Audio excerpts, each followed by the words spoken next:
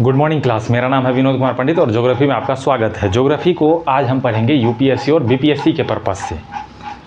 UPSC and BPSC, ठीक है, इस पर्पस से आज ज्योग्राफी को पढ़ेंगे। और जानते हैं कि आप यूपीएससी और बीपीएससी जैसे एग्जाम में बहुत डिटेल्ड सब्जेक्ट को पूछता है, डेप्थ में जाके पूछता है। तो आज हम उसी डेप्थ को उखाड़ने वाले हैं और उखाड़ के आपके सामने में प्रेजेंट करने वाले हैं। इसीलिए बने रहिएगा ज्योग्राफी के इस लैटिट्यूड की क्लास में, क्योंकि आज हमको एक स्पेसिफिक पॉइंट पर, स्पेसिफिक टॉपिक पर वीडियो बनाना है। इसलिए हम आज सिर्फ लैटिट्यूड को देखेंगे। और आप अगर चाहते हैं कि हम ज्योग्राफी क्या है इस पर चर्चा करें तो काफ़ी डिटेल्ड में चर्चा होगी। ज्योग्राफी मतलब पृथ्वी का आकार कैसा है, इस पर काफ़ी डिटेल्ड से चर्चा होगी। पृथ्वी का आकार वैसा ही क्यों है, उसको बनने में क्या क्या फैक्टर मौजूद है, इस पर भी डिटेल चर्चा होगी। तो आज हम पढ़ेंगे सिर्फ लैटिट्यूड और लैटिट्यूड के बारे में जानेंगे। और लैटिट्यूड में कौन से विद्वान ने किस किस समय में आके क्या क्या टिप्पणियाँ की है उस पर भी जानेंगे। तो आइए हम आपका स्वागत करते हैं ज्योग्राफी के इस लैटिट्यूड के क्लास में।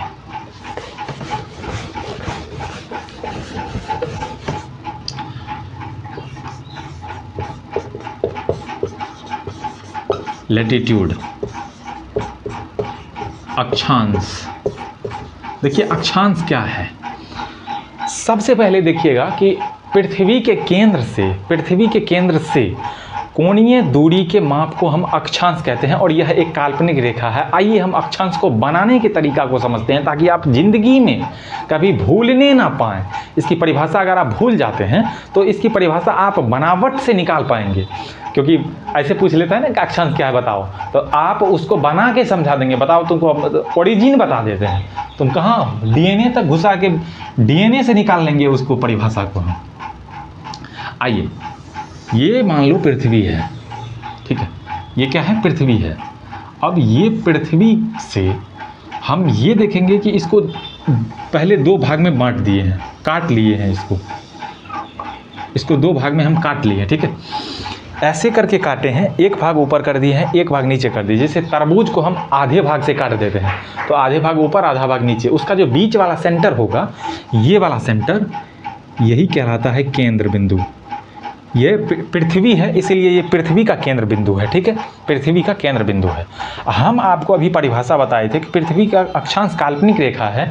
और काल्पनिक रेखा क्यों है वो हम अभी तुरंत डिस्कस करने वाले हैं। पृथ्वी के केंद्र बिंदु से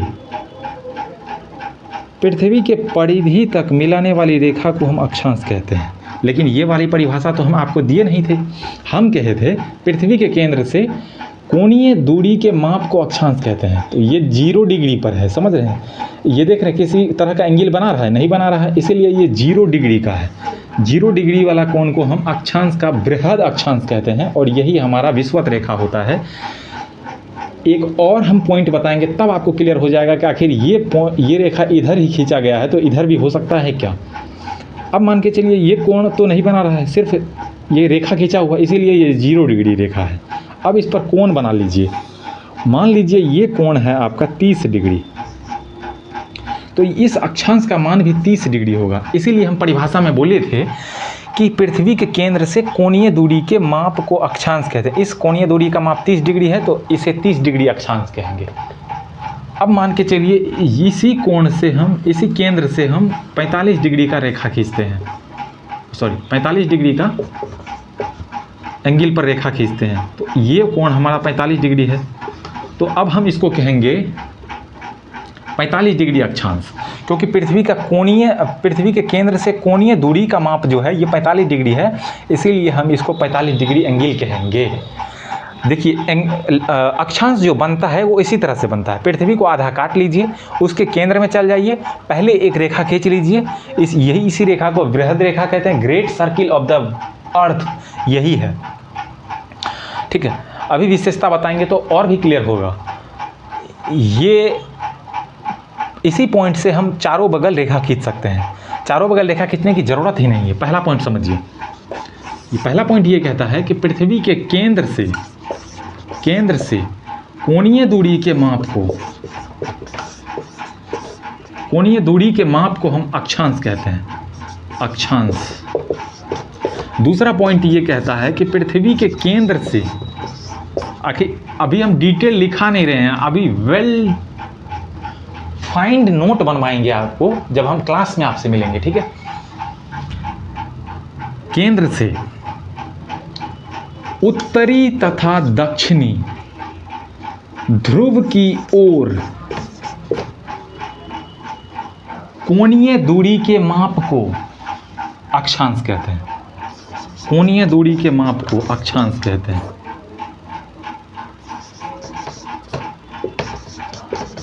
कोणीय दूरी के माप को अक्षांश कहते हैं। पृथ्वी के केंद्र से उत्तरी, ये नॉर्थ पोल है, सॉरी नॉर्थ पोल है, और ये साउथ पोल है।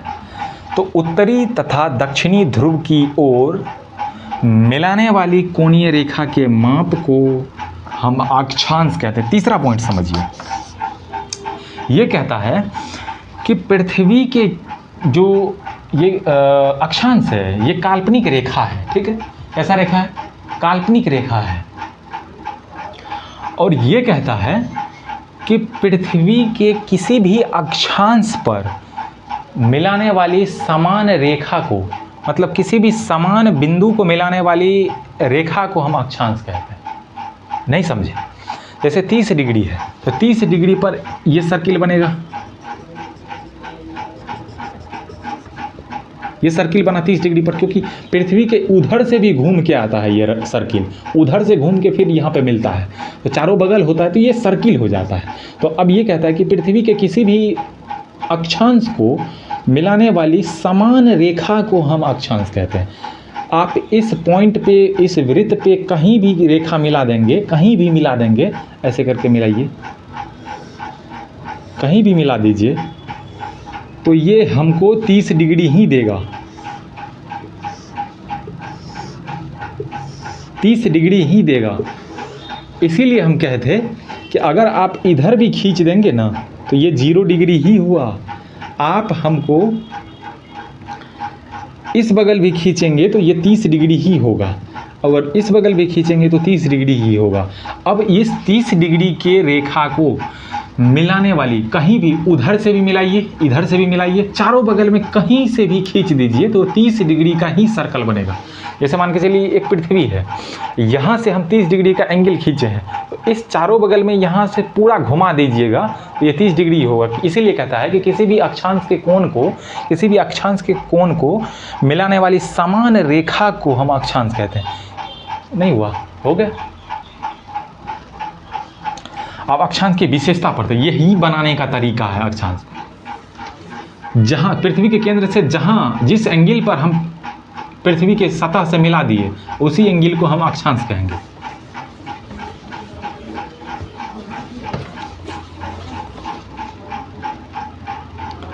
आइए अक्षांश की विशेषता पढ़ते हैं।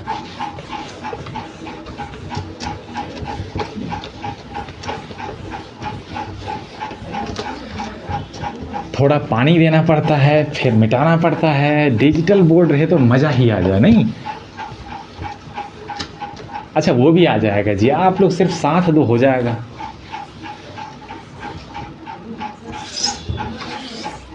देखिए, लैटिट्यूड की विशेषता, अक्षांश की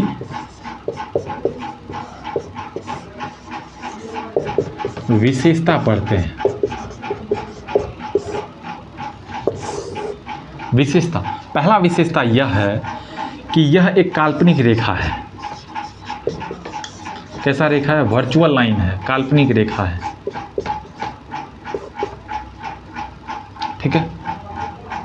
ये वास्तविक रेखा नहीं। वास्तविक का कहने का मतलब ये है कि इस पर, पृथ्वी पर ऐसा लाइन कोई ड्रॉ नहीं किया गया है जिसको हम कहेंगे कि ये वास्तविक रेखा है, क्योंकि ये काल्पनिक रेखा है, बस मान लिया गया है। जैसे इस ओर से सड़क जाता है तो हम भी मान लेते हैं कि सड़क पे कार गुजरेगी, उसी तरह से पृथ्वी के मान लिया गया है कि 0 डिग्री पर 0 डिग्री अक्षांश है, ठीक है। यह पैरेलल लाइन है, मतलब विषुवत रेखा के समानांतर लाइन है, समानांतर रेखा है। इसीलिए इसको क्या कहते हैं? समांतर रेखा भी कहते हैं।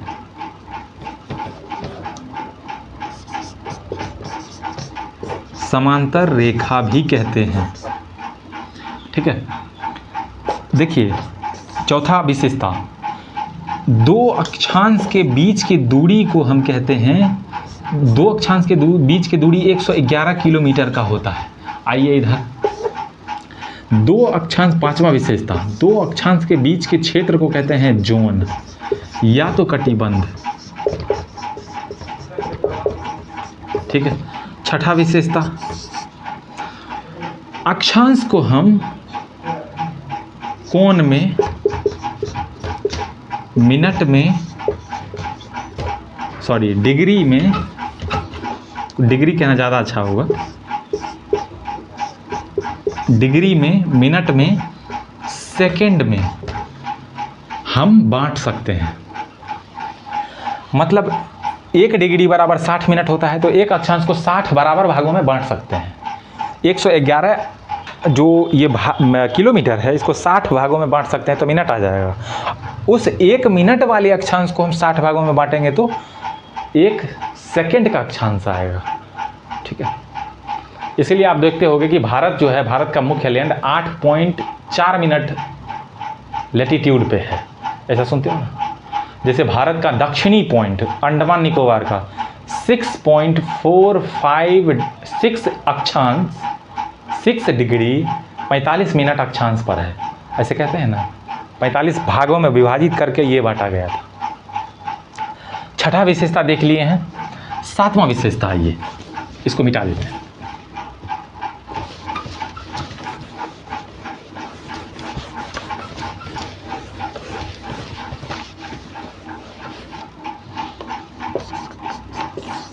सातवां विशेषता, अक्षांश पूर्ण वृत्त होता है। अभी आप देखे थे अक्षांश पूर्ण वृत्त होता है, मतलब ये आधा सर्किल नहीं होता, उधर से घूम के पूरा तब यहाँ पे मिल जाता है, तो इसीलिए पूर्ण सर्कल। चूड़ी देखें ना आप, चूड़ी उसी चूड़ी के समान होता है। आठवां विशेषता, आठवां विशेषता ये कहता है कि पृथ्वी का जो अक्षांश है वो पोल की तरफ जाने पर उसकी आकार घटता जाता है। पोल की तरफ जाने पर अक्षांश का आकार घटता जाता है। अक्षांश का आकार कैसा होता है? घटता जाता है। अब नौवां विशेषता ये कहता है कि हमें अक्षांश से, किसी भी तरह का अक्षांश से पृथ्वी पर का लोकेशन का पता चलता है। जब मिसाइल मारता है ना किसी भी देश में, तो ये अक्षांश को ही ट्रैक करता है और अक्षांश और देशांतर को एक बिंदु बनाता है, उस बिंदु को एकदम पॉइंट पे मारता है, तब वहाँ पे जाकर मिसाइल जो है आके हिट कर देता है।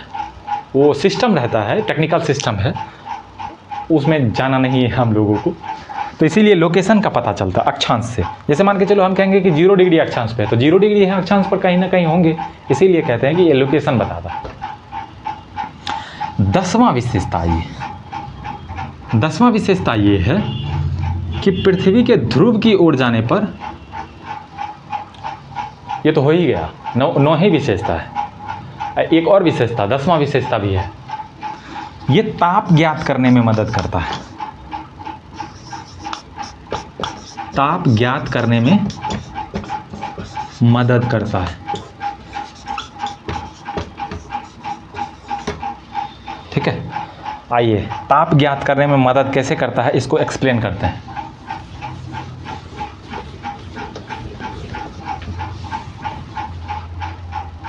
एक एक पॉइंट क्लियर होगा।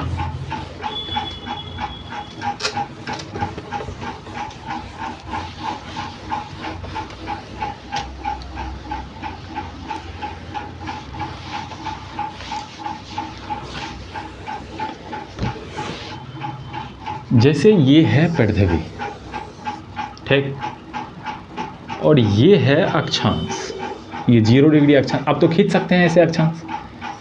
ये है 30 डिग्री अक्षांश, ये है 66 डिग्री अक्षांश, ये है 90 डिग्री अक्षांश। अच्छा, एक पॉइंट और विशेषता में डाल लीजिएगा कि अक्षांश की संख्या जो होती है 169 होती है, सॉरी 79 होती है, अक्षांश की संख्या है ये, क्योंकि अगर आप इधर से जाओगे तो 0 डिग्री से 90 डिग्री पर जाओगे तो 90 अक्षांश तो इधर हो जाएगा और 90 अक्षांश इधर भी होगा। 90 अक्षांश इधर, 90 अक्षांश इधर, कितना हो गया 180। इस अक्षांश को तो छोड़ के ही बात कर रहे थे, 181 हो गया ना। तो लेकिन 0 डिग्री अक्षांश नहीं है, सिर्फ एक पॉइंट है, ये सर्कल है ही नहीं, इसीलिए इसको अक्षांश नहीं कहते हैं, अक्षांश का बिंदु कहते हैं। अक्षांश की संख्या जो है 181 में से 2 घटाओगे तो कितना होगा, 179 ही होगा, तो इतना ही अक्षांश है।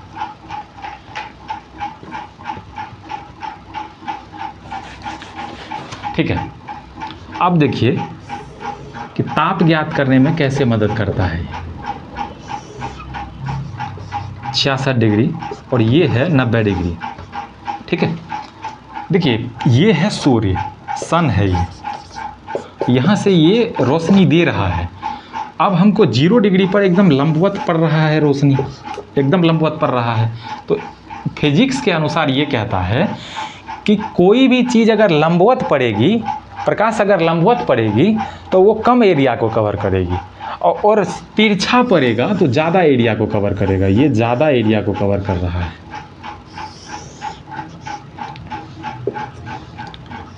ये देख रहे हैं, फिजिक्स के अनुसार ये कहता है कि अगर प्रकाश लंबवत पड़ रही है तो वो कम एरिया को कवर करेगी। जैसे मान के चलिए इसमें भी 5 यूनिट ऊर्जा है, इसमें भी 5 यूनिट ऊर्जा है, और इसमें भी 5 यूनिट ऊर्जा है। 5 यूनिट तो कम क्षेत्र पे पड़ गया, तो एकदम इसको दहला देता है गर्मी से। ओ माय गॉडनेस, वाह चले बाबा, एसी चला दो। तो ये 5 यूनिट ऊर्जा कम क्षेत्र में पड़ गया। जैसे मान के चलिए ना कि आग जला दिए हैं, आग जला दिए हैं, तो जहाँ आग जलाए हैं वहाँ तो गर्मी ज़्यादा होगा, क्योंकि वहाँ जो है हीट ऑफ एनर्जी जो है ज़्यादा है। ठीक है, इसीलिए ये कम क्षेत्र में ज़्यादा एनर्जी आता है। और ये मान के चलिए 5 यूनिट ही एनर्जी है और बहुत ज़्यादा, इसको ऐसे समझिए, उसको आग जलाने वाले को छोड़ दीजिए। अगर 5 किलो चावल है, इसको हमको 2 आदमी में खिलाना है तो भरपेट खा लेगा, और भरपेट खा के बच भी जाएगा, तो वो आदमी अफरने लगेगा। ठीक है, यहाँ हीट इतना होगा कि आदमी अफरने लगेगा। यहीं पे 5 किलो चावल 50 आदमी में खिलाएंगे तो ये अफरेगा, होबो नहीं करेगा। ठीक है, इसीलिए ये है कि 5 यूनिट ऊर्जा बहुत बड़ा क्षेत्र में फैल जाता है, तिरछा जाता है। कैसे तिरछा जाता है एक बार और समझते हैं। इसको समझे कि लंबवत पड़ेगी तो ये कम क्षेत्र में पड़ेगा, और कम क्षेत्र में उतना ही ऊर्जा पड़ेगा, इसीलिए यहाँ पे गर्मी ज़्यादा होगी। और सेम एनर्जी अगर यहाँ जाएगी तो ये फैल जाता है। तो फिजिक्स के अनुसार बहुत ज़्यादा एरिया कवर करता है, इसीलिए इसका जो क्षेत्र बढ़ जाता है, इसीलिए हमको ऊर्जा की मात्रा कम महसूस पड़ती है, इसीलिए पोल पे ठंडी महसूस होती है। ध्रुव के एरिया में, रसिया सब में देख रहे हो कितना ठंडी पड़ती है, बर्फ जम जाता है।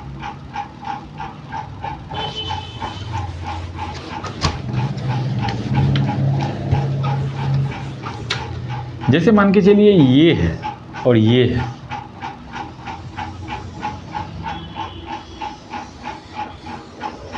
यहाँ एक टॉर्च जला दिए हैं,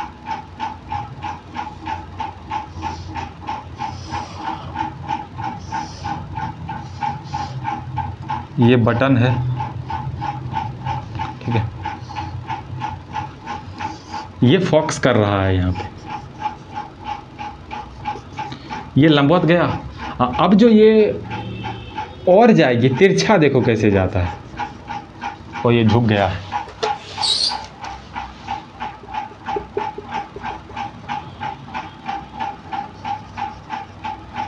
अब बताओ, जब तिरछा सतह पर पड़ता है, तिरछा सतह पर प्रकाश पड़ता है, तो वो प्रकाश उतना ही प्रकाश बहुत एरिया में फैल जाता है। इसका एरिया देखो इतने ठो है, लेकिन इसका एरिया बहुत बड़ा, यहाँ तक है, इतना एरिया है, इसका एरिया इतनी ठो है। इसीलिए तिरछा सतह पर जब प्रकाश पड़ता है तो वो बहुत फैल जाता है। फिजिक्स के अनुसार यही कहता है कि E1, ये है A1 है, मतलब एरिया 1 है, ये एनर्जी है E। ठीक, E बराबर E/A1 ग्रेटर देन होगा E/A2। ये है A2 एरिया। ठीक है, एनर्जी देखो यहाँ पे, ये बहुत ज़्यादा एनर्जी है, इसीलिए ये बढ़ गया इधर, ग्रेटर देन होगा। ये इस पर एनर्जी कम में मिल रहा है भैया। देखो सेम एनर्जी इतना क्षेत्र पर मिलेगा तो कम में तो मिलेगा, इसीलिए प्रकाश को मतलब क्या कहते हो कि गर्मी को ताप ज्ञात करने में मदद करता है अक्षांश। कैसे मदद किया कि लो एल्टीट्यूड पर मतलब 0 डिग्री अक्षांश पर ज़्यादा प्रकाश ताप पड़ेगी, तापमान ज़्यादा होगा, और उच्च अक्षांश पर, उच्च अक्षांश जैसे 90 डिग्री अक्षांश हो गया तो वहाँ पे प्रकाश जो है कम पड़ेगी, जिससे तापमान वहाँ का गिर जाएगा। समझ गए? आइए ताप जोन को पढ़ते हैं।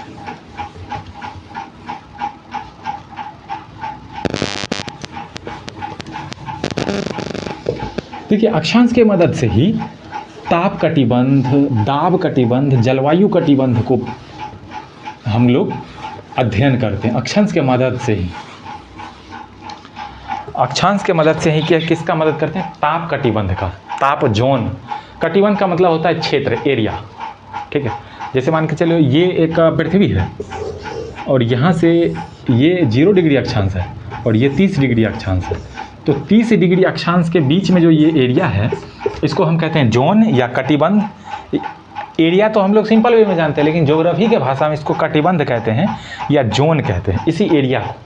समझ गए?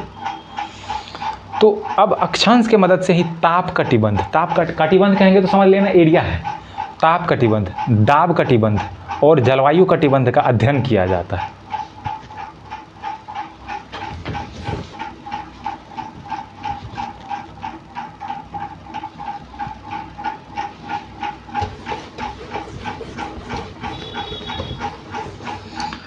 अब देखिए कि ताप कटिबंध को हम पढ़ते हैं।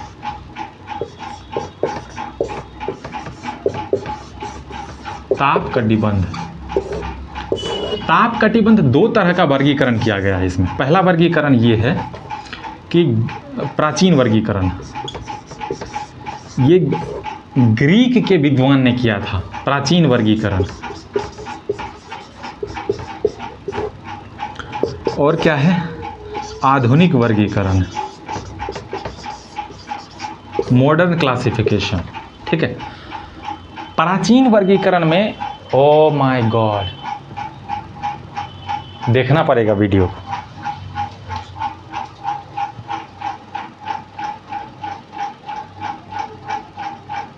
सही चल रहा है, एकदम सही।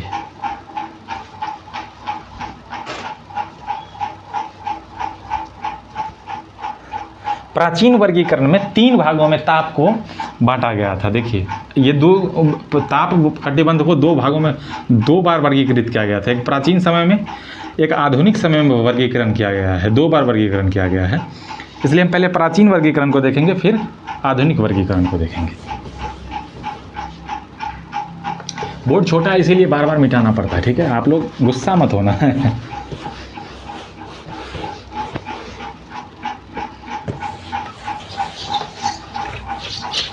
प्राचीन वर्गीकरण में हम क्या करेंगे? देखिए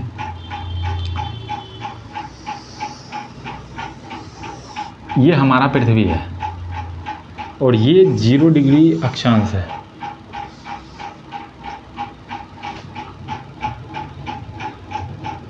इससे पहले हम कुछ प्रमुख अक्षांश के बारे में जान लेते हैं। ये 23.5 डिग्री अक्षांश है, ये 66 डिग्री 66.5 डिग्री अक्षांश है, ये 90 डिग्री अक्षांश, ठीक। फिर ये यहाँ पे 23.5 डिग्री अक्षांश है, ये 66 डिग्री अक्षांश है, मतलब 66.5 है, और ये है 90 डिग्री अक्षांश, ठीक है। कोई दिक्कत नहीं। अब देखिए 0 डिग्री अक्षांश को हम कहते हैं विषुवत रेखा। इसको क्या कहेंगे हम? विषुवत रेखा।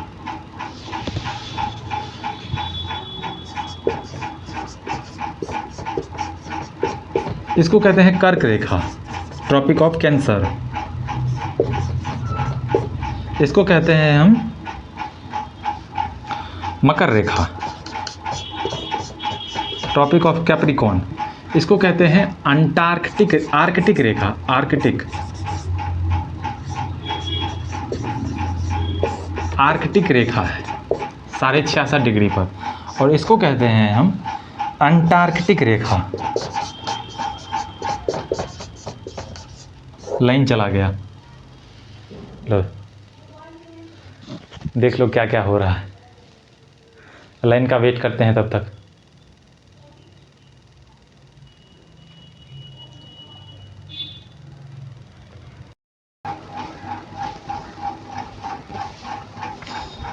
देखो लाइन बीच में कट गया था, अब फिर से वीडियो को स्टार्ट कर रहे हैं। तो हम ये देख रहे थे कि प्रमुख लैटिट्यूड क्या क्या है।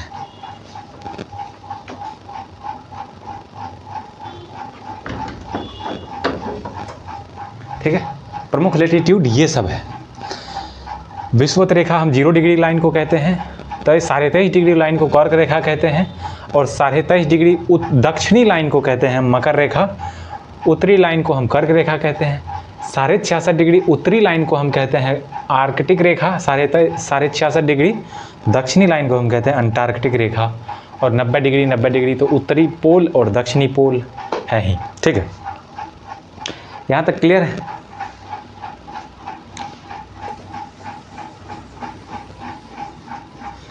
इसी आधार पर ताप कटिबंध को जो है हम 2 भागों में जो बांटे थे, एक प्राचीन कालीन वर्गीकरण और दूसरा आधुनिक वर्गीकरण, उसमें हम देखते हैं कि वो क्या था।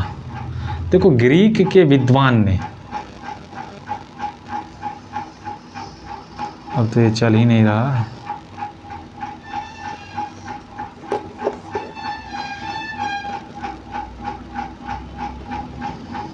ठीक है, ग्रीक के कुछ विद्वानों ने, भौतिक विद्वानों ने, सॉरी कह सकते हो, लेकिन जियोग्राफर सब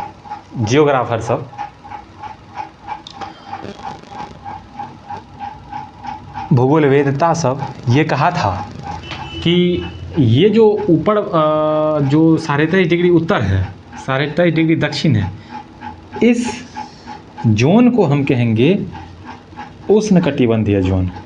थोड़ा इंक डाल लेते हैं।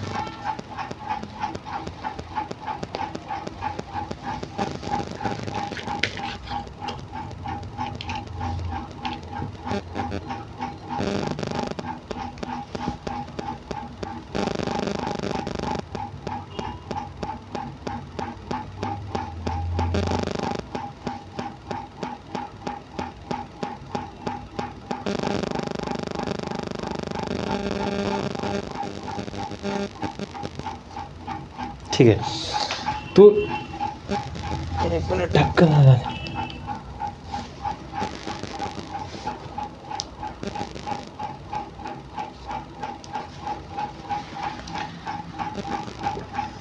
यहाँ से इसको कहा था कि इसको हम कहेंगे उष्णकटिबंधीय।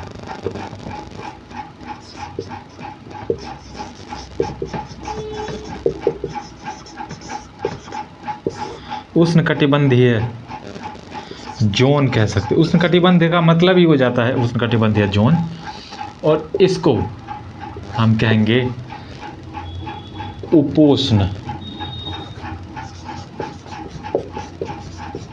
उपोष्ण कटिबंध। और ये भी रेखा दोनों सेम ही है, दोनों रेखा सेम ही है। इसको कहेंगे, दोनों को उष्ण कटिबंध ही कहेंगे, 23.5 से 66.5 के बीच, और इसको कहेंगे शीत कटिबंध।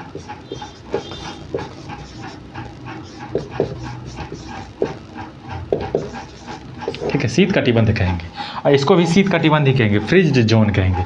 ये ग्रीक भाषा, ग्रीक विद्वान ने बोला था। ग्रीक जो है के लोग जो है इस तरह का वर्गीकरण किया था कि हम बीच वाले जो सूर्य का लंबवत किरण जिस पर पड़ रही है उसको हम कहेंगे उष्ण कटिबंधीय जोन। थोड़ा तिरछी जाएंगे तो उसको कहेंगे उपोष्ण कटिबंधीय जोन, जहाँ पर हमको ठंडी भी मिलेगी, गर्मी भी मिलेगी, और जहाँ पे सिर्फ ठंडी मिलेगी उसको कहते हैं हम शीत कटिबंधीय जोन। अब आइए हम वर्गीकरण करते हैं आधुनिक तौर पर।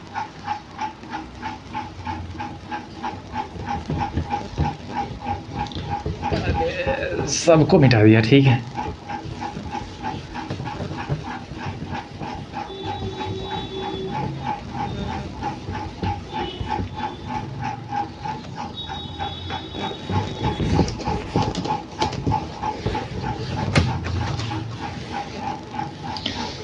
आधुनिक वर्गीकरण में देखिए कैसा था कि पहले तो हम कहेंगे कि उष्णकटिबंध होगा,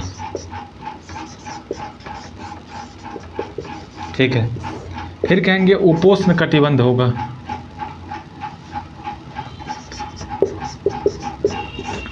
उपोष्णकटिबंध,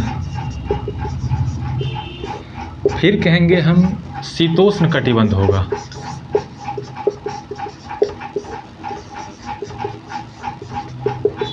शीतोष्णकटिबंध, उसके बाद कहेंगे हम शीत कटिबंध होगा। ये ताप जोन का बंटवारा हो रहा है आधुनिक तौर पर। शीत कटिबंध दो तरह का होता है, एक होता है टैगा, एक होता है टुंड्रा।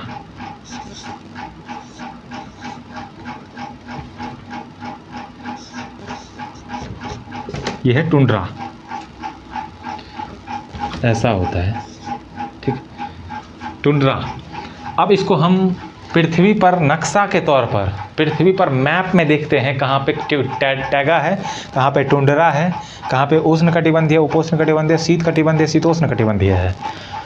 तो इसको हम यहाँ से समझ लेते हैं।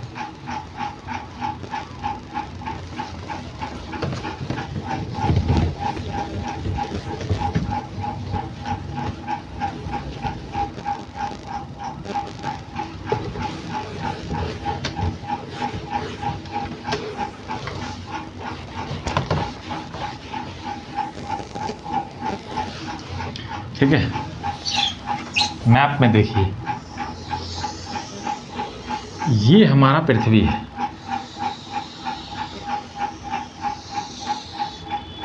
ये क्या है, पृथ्वी है, और यहाँ पे 0 डिग्री लाइन है, 0 degree latitude, 23.5 degree latitude,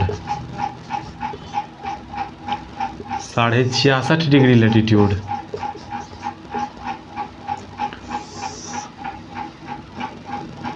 sorry इसको 45 डिग्री मानो,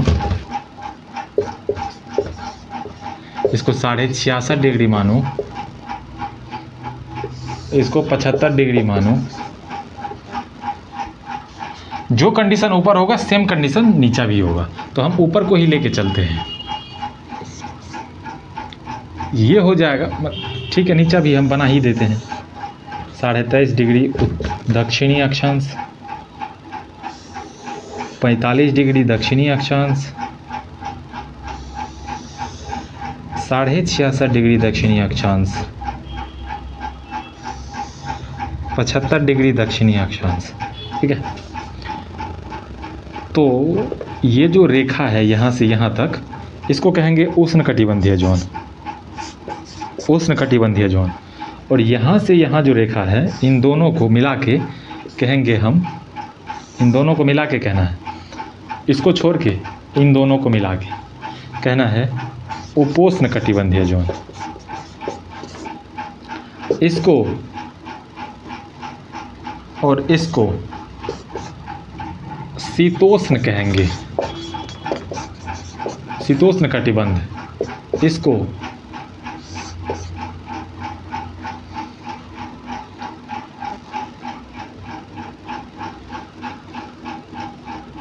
शीत कटिबंध कहेंगे।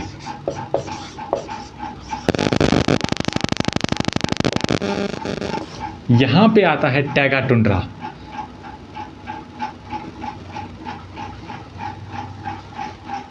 ये कुछ गड़बड़ हुआ है क्या?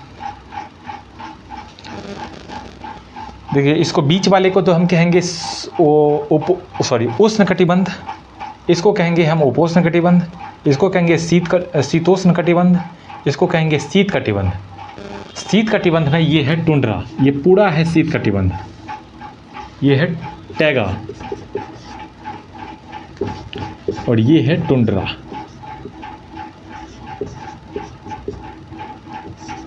टुंड्रा है 66.5 से 75 तक टैगा आता है, उसके बाद 75 से 90 तक टुंड्रा आता है। 66.5 से 75 तक टैगा आता है और 75 से 90 तक आता है टुंड्रा। टैगा नाम इसका इसलिए पड़ा 66.5 से 75 तक के लिए, क्योंकि यहाँ टैगा वन पाया जाता है। टैगा वन उसको कहते हैं जो शंकुनुमा आकार की होती है, ऐसे वाला वन, बर्फ़ के एरिया में ऐसे ही वाला तो वन पाया जाता है नहीं, ऐसे। इसको कहते हैं टैगा वन। उसी टैगा वन के नाम पर इस जोन का नाम पड़ा है टैगा। ठीक है, टैगा जोन जो है सिर्फ उत्तरी अक्षांश में है, दक्षिणी अक्षांश में, दक्षिणी गोलार्ध में नहीं है, दक्षिणी गोलार्ध में नहीं है। इसलिए इस लैटिट्यूड को हम मिटा सकते हैं। ठीक है, यहाँ से सीधा टुंड्रा आएगा, इसमें टुंड्रा ही आएगा। ठीक है, टुंड्रा उसको कहते हैं जो ध्रुव पर बर्फ का चादर है, उसको टुंड्रा कहते हैं। ध्रुव पर नॉर्वे का उत्तरी साइड में जो है बर्फ का चादर ही मिलेगा, सिर्फ बर्फ मिलेगा, इसीलिए उसको कहते हैं टुंड्रा। और दक्षिणी गोलार्ध में भी बर्फ का जो चादर है उसको कहते हैं टुंड्रा। ठीक है, ये है हमारा आधुनिक वर्गीकरण। देख रहे हो, आधुनिक वर्गीकरण में थोड़ा विस्तार किया है चीज़ों को, टैगा टुंड्रा भी ले आया है। अब इसको देखेंगे कि जो ट्रॉपिकल कंट्री, ये जोन को कहते हैं उष्णकटिबंधीय को ट्रॉपिकल जोन। ठीक है, तो इस क्षेत्र में जो कंट्री पाया जाएगा, अफ्रीका सब पाया जाएगा, इंडिया का कुछ भाग भी पाया जाता है, तो उसको ट्रॉपिकल कंट्री कहते हैं। तो ग्रीक विद्वान ने कहा था इंडिया ट्रॉपिकल और सब ट्रॉपिकल दोनों में पाया जाता है, मतलब उष्णकटिबंध और उपोष्णकटिबंध दोनों में पाया जाता है। और बाकी जब उपोष्णकटिबंधीय क्षेत्र में जो देश आएगा उसको कहते हैं उपोष्णकटिबंधीय देश। जो शीतोष्णकटिबंधीय देश में आएगा, क्षेत्र में आएगा, उसको कहते हैं शीतोष्णकटिबंधीय देश। और जो शीत कटिबंधीय, जैसे नॉर्वे सब आता है, रसिया का साइबेरियन एरिया आता है, उसको कहते हैं हम शीत कटिबंधीय एरिया है या शीत कटिबंधीय देश है। ठीक है, तो आज के लिए इतना ही। तब तक के लिए जय हिंद, मिलते हैं अगले वीडियो में, तब तक के लिए धन्यवाद।